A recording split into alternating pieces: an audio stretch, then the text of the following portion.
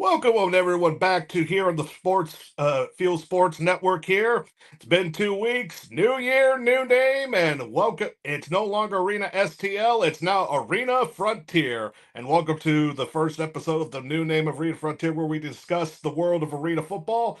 And we welcome back for the new rebranding name of the show, media director of the Arizona Bandits, and a lot of other things here, Zach Keilman. Hey, Zach, welcome back.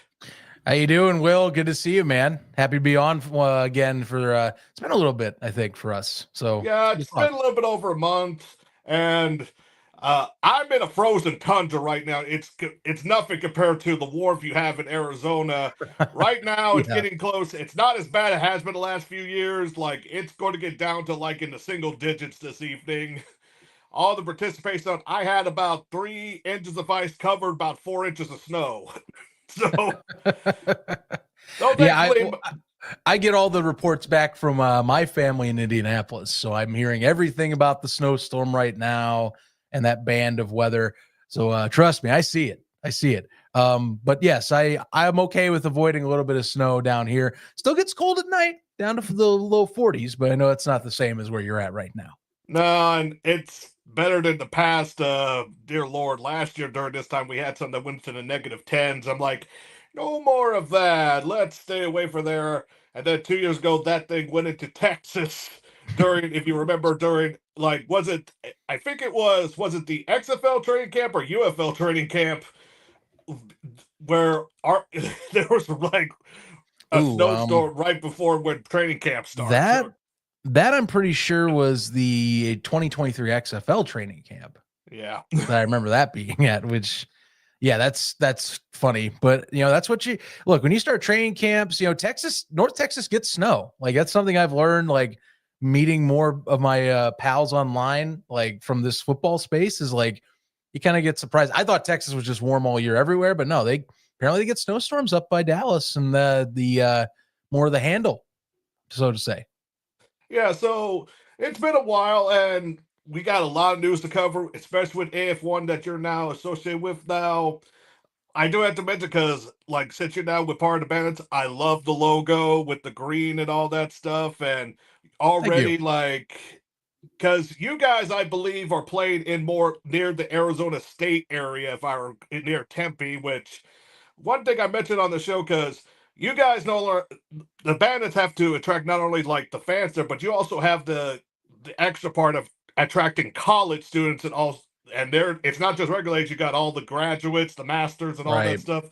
And we remember with the Arena Football League, Louisiana Voodoo, even though they existed for one game, had that opportunity when they were actually hosting in a college arena. Yes, they did. And yeah, we are based in Tempe. I can't mention the venue or anything yet. That still is not finalized official, but I can tell you that it is a familiar venue to many who have been out here. Honestly, it'll be a very familiar venue to you with some of these sports background that you follow, wink, wink, if you dig a little digging. So just giving you a tip, you can feel free to look, but I'm not going to give you the name right off the bat. But yeah, we're gonna play in Tempe. It's gonna be, I think, a fantastic experience. Matt Mason, who is the president of this team, one of the co-owners, he is a great vision for what he wants for this entertainment and franchise to be, not only on field, because we've recruited some pretty great talents personally, but some of the ambition he wants as an entertainment product on the like in experience for the games is what I'm thrilled to be part of. So can't wait to see that. And that's coming up here real quick, 2 months or so away and change. Yeah. Not too far away. And then, of course, your organization made a big splash. First signing was, of course, someone we know here at Field Sports Network, linebacker Jeremiah Spicer, which we know did part with the LA Wildcats a bit for the XFL and also had a huge arena football background beforehand. And then let me go back to my notes, because the quarterback you signed, where was it? Oh, yeah, Charles McCallum Jr. And, of course, he has extensive a background, too. All-time passing yards with the IFL, was part of the Spokane Shock, and also was with the Saline Liberty, and, unfortunately, with the now dormant Duke City Gladiators. Right. So, It's been a whirlwind. He's had quite the career in many of these spaces. Very good cannon. A little more seasoned in seasons for him, but he still, as we saw in Salina, can sling the rock. I mean, there's a reason. There's a reason why. One of the key reasons why they were able to get to that final round in their own semifinal before not making it to Arena Bowl 33. And they were keeping up with Albany back at the time for 3 quarters. Just the Firebirds have a little more firepower, but McCollum was part of the reason for that. And I think that we picked up a fantastic quarterback, again, veteran in the game, knows his stuff, can find targets where needed. And if I want to add, we did just recently pick up 2 receivers, sadly from circumstances out of our control, with Akil Greer and of course Deacon Mason, who as well is coming over as well. They're 2 really good receivers from the now on pause Wichita Regulators. So yeah, I was going to mention that, and I'll bring out the list so our viewers can see and read it here. Dear Regulators family, it is with a heavy heart that we announce that the Regulators will be dormant for the 2025 Arena Football 1 season, effective per this announcement. Decision was made after careful consideration. We are excited to remain a part of the AF1 and prepare for the 2026 season on the field while participating in the community activities off the field in 2025. And so on and so forth. And it's kind of interesting now because about every league except the National Arena League one, that's not really dormancy, but we'll get back to that a little bit. Oh yeah. This is now, I believe, the 4th team, but the first in the AF1, we already got 3. Because I don't know, I'm kind of tempted to say this is the year of dormancy with arena football, because it's just like we got more than it's usually like. It's like we're almost a handful of teams that are dormant this year because of this. So, like, I wish they knew this a little bit sooner, because the problem is with this now, the scheduling has to be restructured. I know with the Arizona Bandits, that team, because you guys have similar logos, that would have been a good 1-on-1 battle for, I believe there was about 2 to 3 games, if I remember the schedule correctly with them. We were not in the same division as them, so we actually avoided a loss of playing them in our out of division games. But yes, it does. It's a big loss for what would have been the Central. So, or still is the Central, and that goes down now to Wichita, Southwest Kansas, and Corpus Christi. But again, they're working on the schedule behind the scenes, I'm aware, and I can say without a firm date that it's close. So they're getting there, but it sucks. I'll admit. I'll be the first to admit I hate seeing teams that before we have to go and start, they have to hit pause or anything like that. And to be frank, and I know this, officials in the league know this. When I've talked to them, they know there's a lot of pressure to show that this is the legitimate top level of standard in this space. And stuff like that, they realize what message that might send to some people, but I know that they are capable of executing and still putting up together a fantastic season. As for the Regulators, I've been told that there is, from people that with them are, they're confident they can return next year. That's the word I'm getting. But as you know, the space fluctuates and changes. But the confidence level I've been given is that they feel like they just needed some breather after what was last season for many's pocketbooks with the AFL's debacle. So I think we thought we had that, and it just did not turn out to be that. After a little bit more looking around is how I gauged it. That Lee Hutton, dear Lord, that Lee Hutton.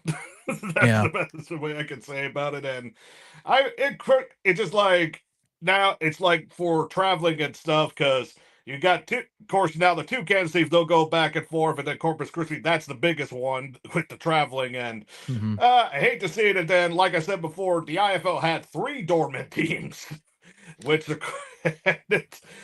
it still boggles my mind with that, because they had dormant, but they added expansion team with down by near where you're from in Indianapolis with the Freight. So right. Now it's going to be kind of interesting how this is going to turn up with them. And then like I mentioned before, the National Arena League, of course, theirs wasn't a dormancy problem. It was a football team shut down problem after all this stuff. And now National Arena League. Now they're going to two divisions, one national, one Mhm. American, and all that. And their schedule, I think they released it or they're about to, and it's just weird. And then I'll just go back because I know the IFL is going to be announcing some type of big news thing either in January, February, rumors and stuff. In some respect, and some like I'm just doing speculation for what hearing and what's going around the grapevine that we did that they might be also announcing new teams, and I'm like, if that's true, I'm like, should we wait till those Dortmund teams work first? If that Well, is what right. Well, that's a great question. So, the IFL question, I think, I'm not surprised they're going to still expand. The commissioner Todd Tryon has said adamantly on several occasions that he wants to get to 24 teams. That is like their max they want to cut off, and they want to be nationally spread out and set up. Now, right now with the current listed teams, you are at 14 right now to start the season. You've got the three that are in flux. All of them have said that they are debating on returning. And then you also have supposedly some expansions. And the rumor you're talking that I'm aware of is multiple expansions on the table. So we'll see. There's space they still can grow. I think the question you and I can talk more about if we're doing IFL is yes, they right now definitely, I think are currently are definitely the top dog in terms of fully put together product and the teams and all that, and they have the room to grow. The question people ask is where are they going to go? Because the obvious avenues that they have not fully explored, which they are testing the waters with this Indianapolis move, is can they expand their Midwest and East Coast reach? It's been something that a lot of fans have wanted. They have done well the last 2 years to start slowly moving that way. Adding Jacksonville was a big step, and getting Fishers this year was a big step. Can they keep moving that way? And supposedly still Columbus, they keep saying, is on the table. Can they finally nail down that and somehow get a deal done to where they could help get that team off the ground? It's been years. It's been COVID delays. Todd Tryon's been on record saying that the stadium deal is now the hurdle. Stuff's up in the air, but that's the next frontier is can they become a nationwide league and finalize those last few teams on the opposite side of the Rockies and on the opposite side possibly of the Mississippi River? That's what people want.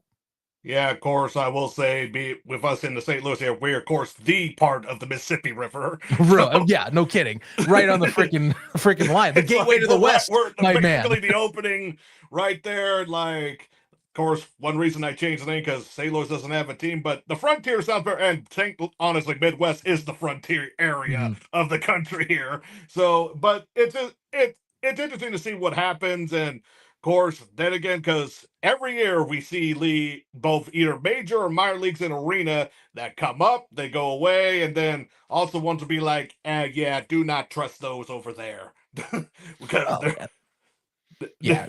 That's the thing with arena. It's still way too volatile. You and I talk about this, but I am one that will keep saying every time I hope that we get some, and it's almost a fool's errand sometimes talking about this, but stability is nice. It would be great to have it's great when we see years where it's a league does not, I don't mind if teams move leagues, but it's like, it sucks when you see a team go under or something like that, because that's volatility in the space, and the hope is to keep growing so that you see less volatility and less movement. There's more you can use with the funds you get, but it's a long battle. The IFL at least feels like it's the closest right now. The AF1 to many feels like has the most potential to be that, but again, a lot of steps to prove your way there. Time will tell. And the NAL, I think people want to see, can they take that next step to get up, at least preference wise, to what the other two are, is how I view it at the moment. yeah, and it'll be interesting to see the next few years because, like, some people even ask me, "Do you think arena football will still be around?" Like, yes. Yeah. I still like they're like heck, like we're seeing players from the arena leagues come into the 11-man. Heck, like one guy from the name escapes me. I wrote it down. Where is he? That sign, I believe, with the Arlington. Yeah, uh, Albany Marquise Lawson Greenwood. Yes. Yes, and Like we follow the UFL, and there's already been, I believe, about 2 to 3 signings from already the AF1 that signed. So it's working, and AFL players do succeed in the 11-man outdoor arena. It just they do sometimes, and it just helps. And course, I always see many years when some of these new leagues said, "Hey, we help develop players to get to the 11-man option." It's like, okay, and sometimes it Mhm. works, sometimes it doesn't. That's how it is. And one thing well, from the last time we're here is that Wilkes-Barre franchise finally came with a name, Yes. and I actually like it. Even when I heard it, I'm like, because I'll bring it up here. That's the Mavericks right here, and I was like, because the last time I heard about Maverick was actually the old Western show that James Garner did as the Right. poker with the Maverick, and then of course the movie he did with Mel Gibson. I remember that. I even watched that as a kid in theater. That was actually a pretty good movie. So it's good. Of course, the Maverick here on the I like the horse. The Maverick on the horse has kind of like the Davy Crockett squirrel or raccoon hat on there. So it's interesting they go that route because remember, like the owner was getting suggestions of like having maybe some type of the offense reference, Mhm. many type of things. But it's good they came to a decision on this, and I like it, and it fits the area. Like I knew you like it from your reaction on X, if I remember correctly, Zach. Yes. No, I'm a fan of this. I actually the name when they revealed the name, I was going, okay, interesting. Mavericks was the choice. It was the logo that sold me fully. And if you know arena football's history in the area, a lot of people you might have seen the comments. Hey, can we bring back the Pioneers, the Wilkes-Barre Scranton Pioneers, which back in the day they played from '01 to '09, AF2. Very successful program, by the way, in that time, and very popular up to the time. They closed up shop when the leagues were kind of shifting and changing. AF2 shut down to become the new AFL at the time. This was out of the bankruptcy cases, a merger, or merging of assets, if you will, from what was probably the most volatile period of the AFL's history in the original run. So, they were a successful franchise, just circumstances out of their control.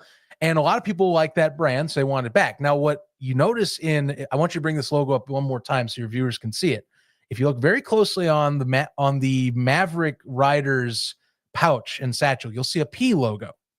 That logo is a callback to the Pioneers. The entire logo is a reference or what they call the next evolution of the Pioneers in a sense. And some of their other secondary logos show that as well, because they do take from the style of that old team. It's just they wanted to have their own feel and brand on it while also respecting where the region's history comes from with the sport. So really love the brand. It definitely pops out. Love the colors, but the callback to the past while also moving forward was what sold me. They're doing a great job so far. Tryouts look like they had a lot of people in it, by the way, and they got a great coach in Sean Leota coming over too. That they're setting themselves up, I feel like, for a pretty good set of circumstances. They actually hired on as one of the directors of partnership, one of their previous players as well, Ryan Venna, who is currently taking up that reign. He played for the Pioneers for 2 years from '07 to '09 as the quarterback. So already callbacks and already establishing themselves. So I like what they're doing. It was a little delayed, but they're doing it's a good ownership group behind it that has experience in the field of entertainment. So Yeah, definitely a good spot. boxing and fighting specifically, and then of course they did sign quarterback Fred Patton Jr. from Mercer University. That actually was actually one of the first players for the Jacksonville Sharks Yeah. for the IFL. So that's going to be kind of good, and because like now with the AF1, because unfortunately with the regulars you got all those, and like you said, or two of the players, the Arizona Bandits just actually took some and actually helped you guys. So Yeah. that's hey, it's the same thing with the Montreal team. Like heck, 2 of the 3 that were signed are actually now with the Nashville Cats. Mm-hmm. So so it's like, well, we'll take them. And I mean, I would rather see good players stay in the ecosystem of those leagues than, or at least if they get a shot, go to another team. I think for the AF1, if you're talking just by a league, yeah, I want if teams are picking up good talent and unfortunately things do not go out in their favor to execute a season, I'd rather see those talents stay in the league. So like, again, Akil Greer, like if I'm talking like people that I was really upset to see have their team not work out for him because of just circumstance, he was one of them. So I am thrilled, not only because he's coming to the team I'm media director for, but just him staying there. He's a fantastic receiving prospect, 6'4", lengthy guy, has speed, can burn on the edge, and is hard to take down. That is a monster in arena. So love that he was able to stay in this space.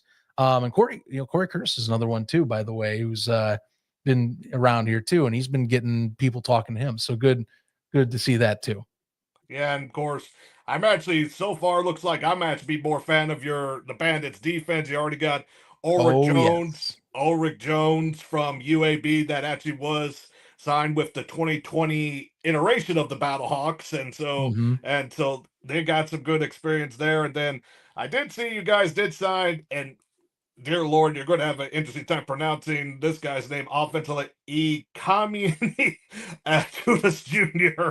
So it's like, I'm like, because I already know there's already a few hyphens with some of the names in the league. It's like, oh boy, better make sure the announcer practices some of these names before they announce if they're part of the starting lineup. Dear Lord. Oh no, without a doubt, and I again, if we're talking the roster we're putting together, I mean, we just signed former CFL kicker Ali Mortada. He's coming over. He's also had a successful career in arena, indoor. And I'll be honest, like that's, as a guy that watches this sport enough, kickers I think get undervalued by some people until you realize that all three of the leagues use them to either score points or to hurt field position, or in cases of the AF1, which you can't say this for the other leagues, to create turnovers and flip the field or get the ball back, bar balls or off of just poor ball with returns. So, good pickup as well. But yeah, again, I love the roster we're building. I think we have a great team on both sides of the ball right now. So I think we'll be a contender one way or another. Just watch out. Yeah, so far from what I've seen from all the rosters, each team looks competitive compared to the AFL, the Arena Football League last year, because you already could tell here's the top and then here's the bottom. So this one, it looks like they're pretty much neck and neck for every team, which I like. And dear Lord, when corporate, like once Nashville finally announced all their stuff and then Corpus Christi, I was like, oh dear Lord, I recognize some of these players' names. And like for Corpus Christi, they signed the quarterback from the other league that we cover here, the Arena League, the Duluth Harbor Monsters quarterback, and it's like, oh dear Lord, now he actually could run past the line of scrimmage. Oh boy.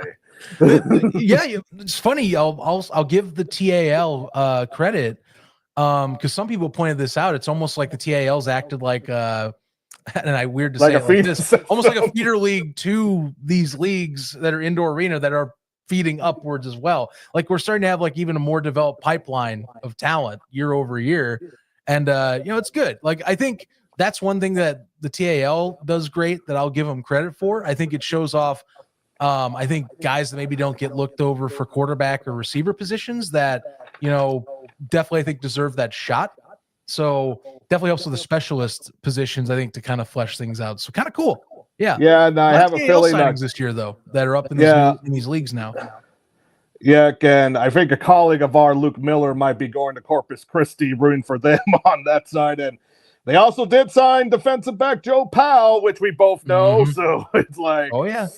Though we'll see if he might get signed back to the Renegades again. That did happen last year, so we'll have to see about that. I wouldn't be shocked. He still can play. He's a dog, man, and I think I would be surprised if he gets signed on to the UFL squad, if not the start of the year, later in the year. But he's fantastic in the arena space, so I'll take it as well. Again, if one thing I think, like for the AF1, like you're talking, I agree with you. I think the talent level of like signing so far has definitely been raised up a little bit all across the board compared to last year.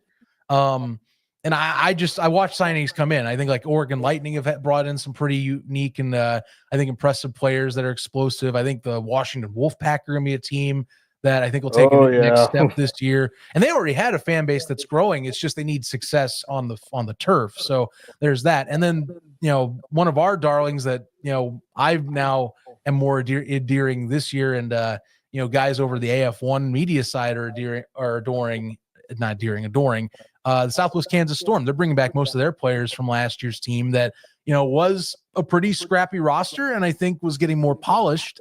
I think might be another team that you might watch is a dark horse to do some damage in the AF1 with another year under Gary Thomas and with another year with most of these key players returning for that roster. So, there's good, like across the board. I've been impressed with who they brought in. It feels like we're going to be having really good battles week in and week out and on national broadcast too, by the way. Yeah, and that brings me because the last time we were here, we weren't here to talk about the Vice TV deal, and they're already going to have like a deal with Sunday nights, which I kind of like. And just to let everyone know, Vice TV, even though people might not have heard of it, it's actually quite easy to access through cable and all that stuff. Heck, I checked on Spectrum. I'm like, oh, it's actually one of the few channels on my channel list, and Vice. And it's strangely, it's like all these, because Vice has been more like an entertainment channel, and a lot of these entertainment channels are actually moving to live sports now because, to be quite frank, that's where the money is coming from. That's where, in this streaming, unfortunately, with the streaming age of ours, what makes more money is live sports. Apple TV is doing it. Netflix is doing it right now, because I did watch WWE last night. Very good, though. If you are actually a fan of Walking Dead, unfortunately, you need to get a better plan. So that's the drawback there. So, like, everything's going there, and like I'm interested to see how they do, because they're going to do other things. Of course, we know sports-wise, Vice has been known for the dark side of the ring with all that stuff. Yeah. It's kind of interesting how they're going to go. And I'm actually interested, like, who will be the announcers for them? Who will be their analysts? And, like, because this is still early, because I'm pretty sure they haven't told you guys any, like, that's probably their decision on how they're going to go. I got nothing on that for you. And if I did, I couldn't tell you. I would be in trouble if I did. Of course. But again, they're going to have once a week Sunday night national television broadcast, 8:00 prime time Eastern. It'll be great to have that across the country. And again, like you said, Vice is not too hard to find. It's on majority of cable networks, and it's also got a decent reach. And again, AF1 being a marquee piece of, I think, launching what is their sports and entertainment branding that they're trying to start. That's a good partnership to start out with to kind of kick things off as a Sunday night feature for this spring. So yeah, it's a good deal. It's going to get good eyeballs, I feel like, for sure. And just, I know that they're not done. The league is not done looking for other avenues to put games, because they, again, all these other leagues, we do default to YouTube, and that is the standard.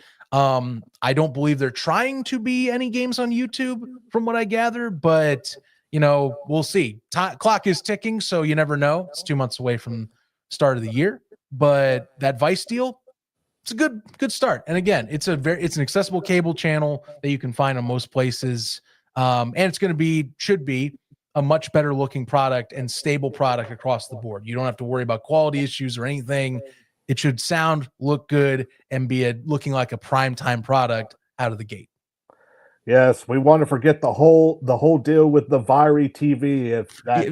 No Vire TV. I'm done with. I've heard all the jokes on Vire. We'll see if I'm actually curious if they are still around. That again, I keep hearing streaming service pop up. Mostly new Christian ones for some odd reason pop up out of nowhere. You can do Fox Faith on Fox Nation, by the way. That's been like Fox has been pushing that one hard. I just have to mention that. Yeah, and it's interesting because I'm interested to see with this, and then I do have to mention too, Vice TV's YouTube channel has a lot of viewers. So if they want to do that route, either like do a simulcast if you don't have cable, which is something I hope they consider, and would be nice.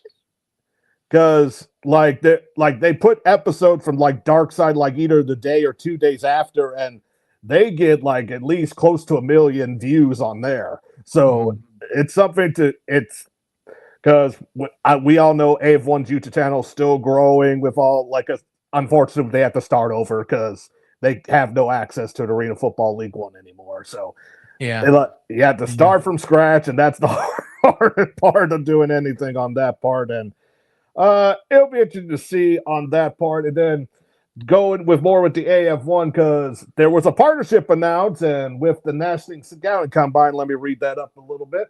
Mm-hmm. Arena Football One announced a combine scouting partnership with the National Scouting Combine (NSC) today. This partnership will provide AF1 and players more opportunities to pursue the Arena Dream. I have to say it like that. I love it. Opportunity is central to Arena Football One, and this partnership will give our players even more opportunities, said Commissioner Jeff Fisher. I am so excited to watch talented players compete for their shot to chase their dream of playing professional football with us. The AF1 and National Scouting Combine will host combines across the United States in 2025. The inaugural AF1 showcase will occur February 5th and 8th in Naples, Florida, and that's honestly, during that time, that's the best place, either that or Arizona or California at that time. No, that's a great time to go to Florida. Oh, I know. My aunt has a condo down there. Oh, nice. So this showcase will take place over 4 days and allow athletes to be evaluated, coached, and scouted by AF1 personnel, and more AF1 combines will be scheduled now in the coming weeks. And actually, for those that are interested, because they did announce registration for it is $175 and pre-register before January 17th. I highly recommend that because after that you have to pay an extra $50 after that date, and a lot of drills. It tells what it is. It tells what is provided, what is not. So on the site here, and some concessions too with parking, la. But it's good that there's a partnerships trying to find talent because I know with the Arizona Bandits, you were actually part of the first tryouts because there's a second one we'll mention later with the Arizona Bandits. And I don't know, I think you're saying you were actually going on with some of the receivers on camera when you're holding the camera, not like. Yeah. That was an idea I had been brewing for a while, was to do the POV one-on-one look. But to get to the tryouts. So yes, I mean, right now it's tryout session time for teams. I mean, you're seeing more come up here. Washington, the Wolfpack, for example, they've got one coming up here at the end of the month. We, the Bandits, we have 2 of them that we're doing before training camp, which training camp is late-ish February, the 21st last I remember. So, that second one's to basically finalize, maybe see if there's any other guys we missed, and then go into camp and kind of cut down from there. But the National Scouting Combine, and this is what I love with this. And, the IFL does similar stuff too. You remember they do kind of partnerships up with the CFL and all that. Mm-hmm. So the National Scouting Combine does partnerships with all these different leagues. And the AF1 gets to have one that has their talent and their coaches go there to evaluate. So it's nice. You don't it's a lot of times these tryouts are regional and they're only stuck to one team. So sometimes maybe you can't make it out to those tryouts. So this is a good way to kind of, jump around a little bit, see what's out there from other regions of the country too. And this is only the first of many that should start up with this partnership.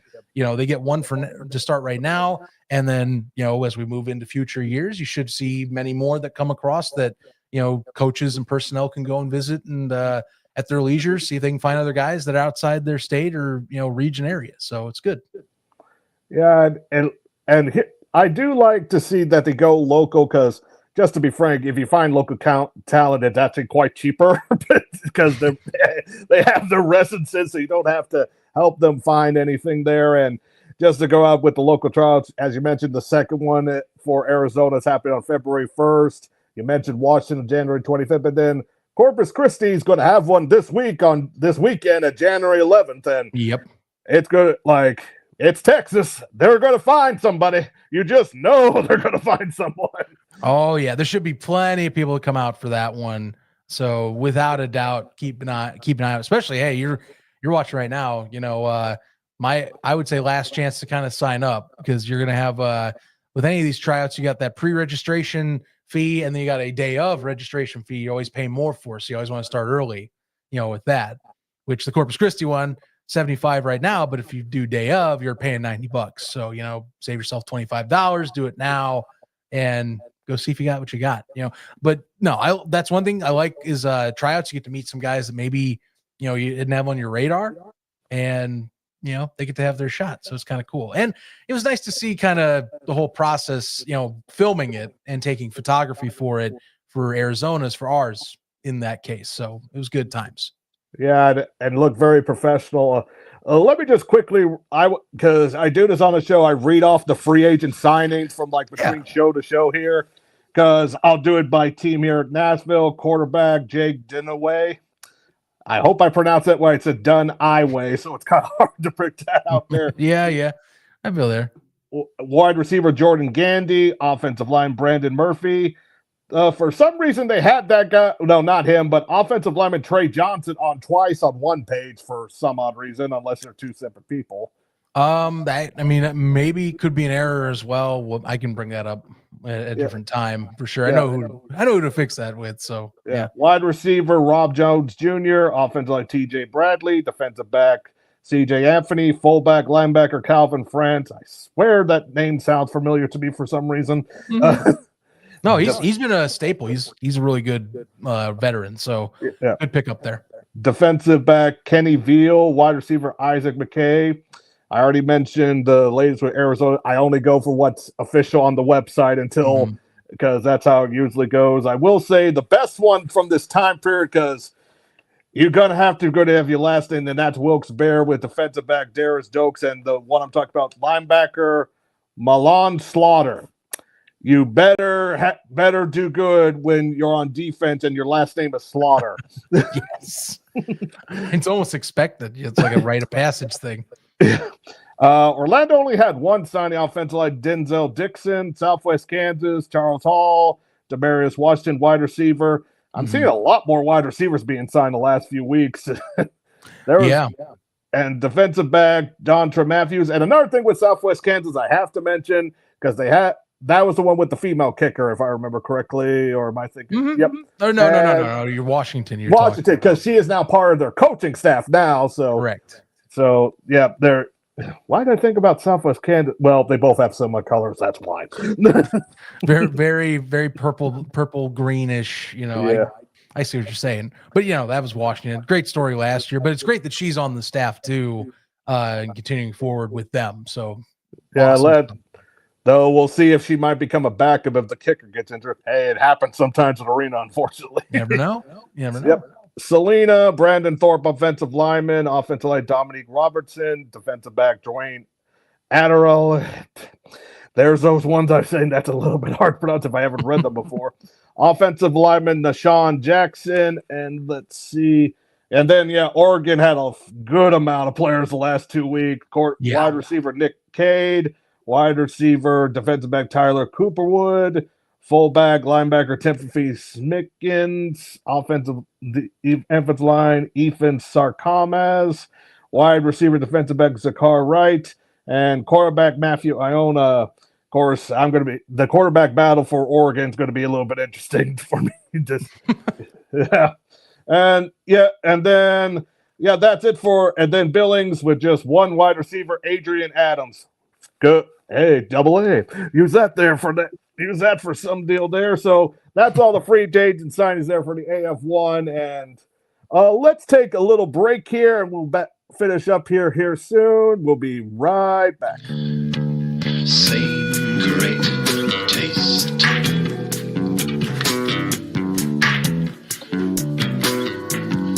Yes. Same great taste.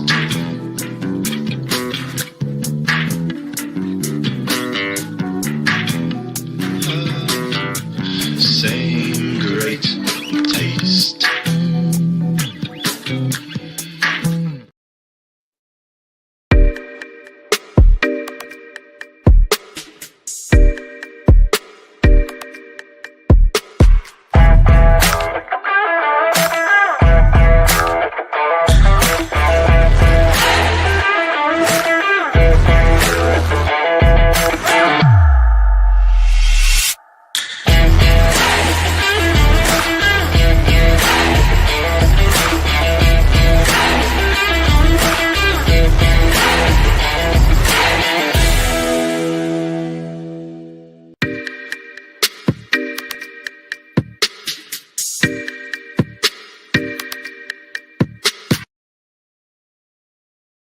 And we're back.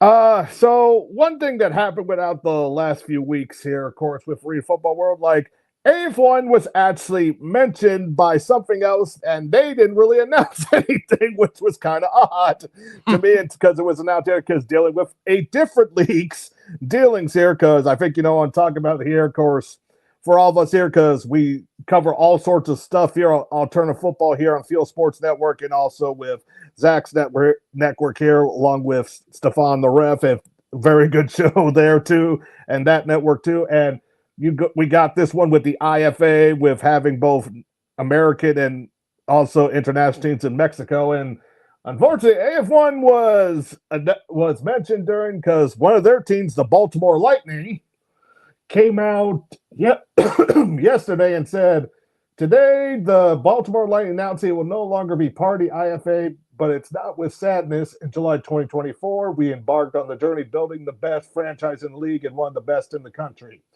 We joined the IFA because what we were promised at the time. The IFA promised a media deal was imminent in a partnership with AF1 and its coveted CBS Sports broadcasting deal. Jason Adams carried this live from August through December, though we had already confirmed that this was no deal with AF1 nor CBS Sports per Jerry Kurtz.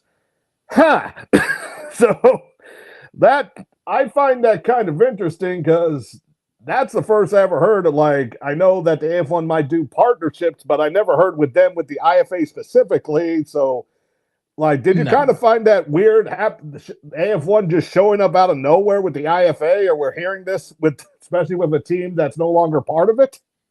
Yeah, because that's the first I've heard of it, and I think for many people that are in the AF1, it's the first they've heard, or at least have suspected. I don't know what's going on with Baltimore or the IFA in terms of like some of the confusion. I've been kept in the loop a little bit, but I will say that it's been chaotic, to say the least. I don't know what's going to happen at the start of the season with this league. And I think a lot of people that are in the alternative football space are not the most confident as to what this will turn out to be, just because it's been a roller coaster. You've seen teams that are announced and they quietly get dropped, which we're up to. That list is up to, I believe, now 5 at this point.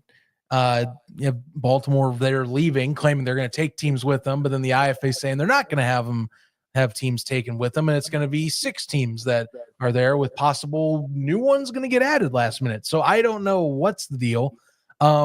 What I will recommend, though, is we did on Pro Football Newsroom just have Michael Lathrop, who has been covering this story for a while. He wrote in an exclusive piece for us and just dropped that as we're live now. So if you want to catch up with a man who's basically been in the thick of it and in the trenches of this story the entire time, that's where you would want to read. But my 2 cents is, I don't know what's happening, but the IFA definitely has people looking at it going, this needs to show some stability.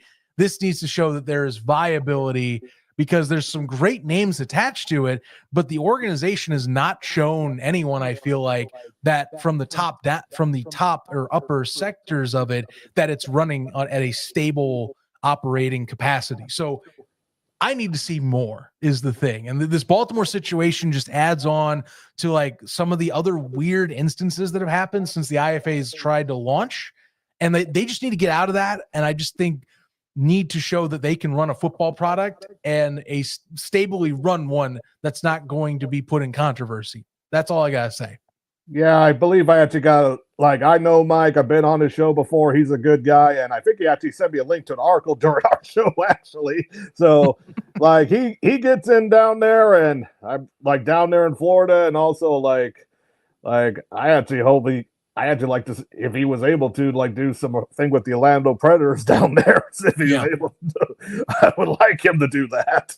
And I just thought it was interesting because we follow it, but then when I hear I was like, wait a minute, AF1 involvement. I haven't heard anything, because we know that there's because the XFL did have a thing with the IFL, the CFL had something with the IFL, and this is and then when it went with the CBS broadcasting, even I was like, well, they could. It's just in this situation, like who's lying, them or the other league? It's just like, and unfortunately, it just AF1's name was just got attached to it without, and unfortunately, Jerry Kurtz's name too. Yeah, that was like a catching a stray, and yeah, Jerry would be the first to tell you that's not happening. I've heard nothing. Like, what's crazy to me is I've heard nothing related to IFA teams and the AF1 until now, which, I don't know. I feel like I would have heard something at this point. No, this feels like way out of left field. Yeah. So they clearly the AF1's moving on and going, nah, next we got other stuff to worry about. The IFA needs to figure and worry about itself right now. Yeah. And some of its teams need to quell the drama very soon. And unfortunately, when it comes to, because now they're saying that they are now the earliest playing in arena football, something even more chaotic, the AIS. Oh God, I've been keeping a close eye on that. I was like, what the heck is this? I don't know what Dom Montero is thinking, but this man is like hell bent on trying to prove people that he wasn't doing scummy things in Cedar Rapids last year and that he wasn't a bad business owner. And now he's trying to resurrect a brand that a lot of the AIF teams that left for the NAL said that was dead and is somehow now being resurrected by force. And here's the killer for me, and you see the schedule on screen, Will. Yeah. West Michigan, I have to give you a plea. You're a team I feel like that should not be at this level. I've been begging for this team to go to one of the top 3 leagues for several years now. Not just me. This is a lot of people in the space. Please, you definitely have the brand, I feel, and the local support, I feel, to move up a level at this point. And they used to be a team that was in one of those big 3 leagues like the CIF and the IFL. They haven't gone back. And I'm shocked that this is the choice, is to go in this league. I'm surprised this is the choice. Yeah, because Western Michigan actually seems like a franchise that would fit in the AF1 to me. And also AF1, IFL, NAL, I know that they've been playing a lot more smaller scale last several years, but they've been a stable franchise for several years too. Like, this isn't just like they've come up like in recent 2 or 3 years. No, they've been around the block. Yeah, because I'm wearing the hat this evening because we were discussing this with the River City Raiders that are no longer gone. I saw them play the Western Michigan Ironmen at the Family Arena in St. Charles in 2016. Well, 17, sorry. And it was a good competitive, and it was a good rivalry that was formed between those two teams when this was here for 2 years. And like, it seemed it's a very good franchise. It's like, even I'm like you, it's like, you shouldn't even be here. It doesn't feel like they should be, but yet here they are. And and you look at the schedule, they have out of league teams, which there's nothing wrong with that, but it's just that with 3 teams, and then you got the River Kings, and then the other one I didn't even know existed. That's part of this. It's just like it's just like when I see this, like, I'm interested to see, like, I don't know if they're going to be on YouTube or anything. I just want to see, like, because I haven't heard like Western Michigan signs this person here, this person here, just like, and they start their first games on Valentine's Day. I mean, talk about starting early. That's as early. That's definitely the earliest you can get. I mean, think about this. The AF1 isn't even in training camp by that point. So that's early. Like for any league, that is early for any league. Yeah, though I do remember the AIF, because like I said, the River City Raiders were part of it, and they did do earlier than what because it's strangely IFL, NAL, and the AF1 are playing almost the exact same time in March, at the end of March. So I'll say in between mid to late March, right there. And it's like, because IFL usually starts in late February, and now they moved up because of all the dormancy, unfortunately. So it's like, because there ain't going to be a shortage amount of arena football games, then you have the Arena League playing in late April, early May, and then all that there, and even I'm like, it's going to be like, I might need to get some more tablets or something. It is a busy field. And what's funny is Arena is just, it is the scope where they happen to be, it's team sizes where you can get in for small amounts and kind of start up your own thing. I mean, when you're getting on here, and I don't mean to take a talking point away right away, but like, Andre, former famous Buffalo Bills receiver, Andre we're going Reed to talk. We're actually going to talk about that next with the Entertainment Football Association. Interesting name choice. The acronym is interesting too. It's like a mouthful. ENTFLA. Yeah, and they already got so far 4 teams. The New York team has yet to be announced yet. I don't have the logos. Like maybe next time we can see the logos because they have 4 teams, and it's interesting. It's all in the original 13 colonies of the New England region of the United States on the East Coast. Oh yeah, which you got in Connecticut, the Danbury Diesel. Okay, it's been a while since I think that's the first time I ever heard Arena team actually use diesel before. So that's actually not bad. Then in Massachusetts, you got the Fitchburg Heroes.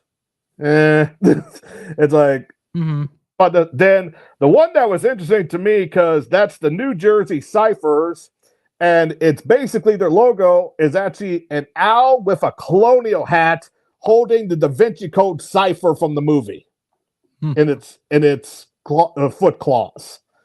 So I wish I got that, but it was like I was trying to find it. And then now they're going to have a team in New York, not in Manhattan or anything like that. Unfortunately, I just do not see an Arena team ever going to be put in the island of Manhattan in Madison Square Garden ever again because of how much it costs, how much is booked. I won't even say they would be able to be in Brooklyn.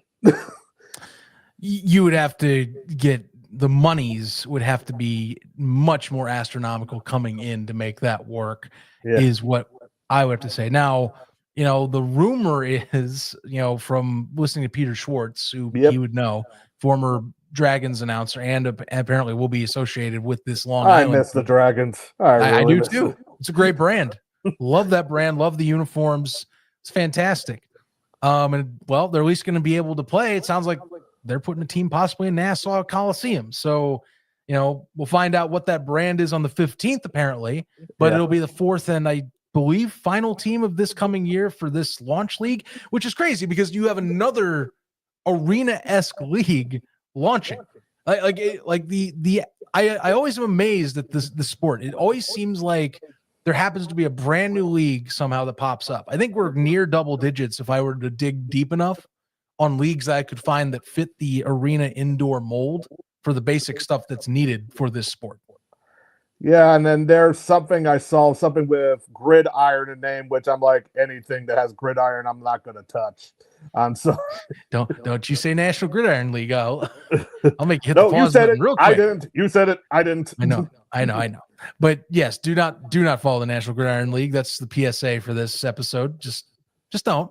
And it's okay. Especially with that map too, it looks like a weird smile too. With all, it's like there's a like I'm wearing a St. Louis Stampede shirt, and I'm glad that logo and brand seems to be free from the clutches of that league and that certain owner that he will not be named. So yeah, no, I'm glad you got the throwback. I've got, and I use this from stuff I won from this team back in the day. I got this Baltimore Brigade sticker right here, and I also got a Baltimore Brigade hat back in my closet. So I rep that one from time to time when I actually brought that one out for one of my games. I went to a Rattlers game this past year. I brought that one out. I wore a Baltimore Brigade hat with a what the hell? It was that with a Carolina Cobras t-shirt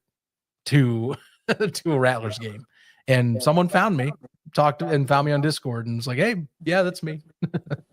Yeah, then of course I got my 2 arena balls, the River City Race one, then the one with the St. Louis Attack that somehow my brother found from and lost and found somewhere. All right. Like I showed you that before, and then I got the River City Raiders jersey in my closets, and even the Missouri Monster sock cap. because someone gave me what the mascot wore was the sock cap and the jersey. I gave the jerseys to my uncle because it wasn't going to fit me. It wasn't like dear Lord, the mascot seemed like he was going to wear like a dang medium or something. I was like, Medium. seriously, it's like, even I was like, dear Lord, how hard was it to find someone this size, especially in the Midwest? So, like, it's going to be interesting. Like, it's like it's good to say arena football is rising with teams, but then you're going to be like, okay, so which ones are actually going to are being good in good faith here, and which are not? That's the hard part of predicting it. It's so hard to predict it. Like seriously, like I'm wearing River City Raiders. I was hoping that would go. The St. Louis Bandits. Unfortunately, that had some controversy to it at the end, unfortunately. Yeah, well, it's a shame. That's all I can tell you. It's a shame. Especially because arena football would work in this market with the Battlehawks, with the other stuff too. And man, we'll just have to see. Maybe something with the IFL. I'm hoping the AF1 because that seems like that environment would work, in my opinion, a lot better. But because I could tell you the rivalry between the St. Louis AF1 team versus Nashville would make money. I would just say it would make money. I'm just saying it would. Yeah. No, I'm with you. I still hope it happens. Thinking again, I want to see growth for that league. I'm also going to be adamant with others that have been talking about this is, AF1's got to prove itself. We have to show that we're going to do it. And I believe we will, after that, sky's the limit, got to get the first season under your belt though.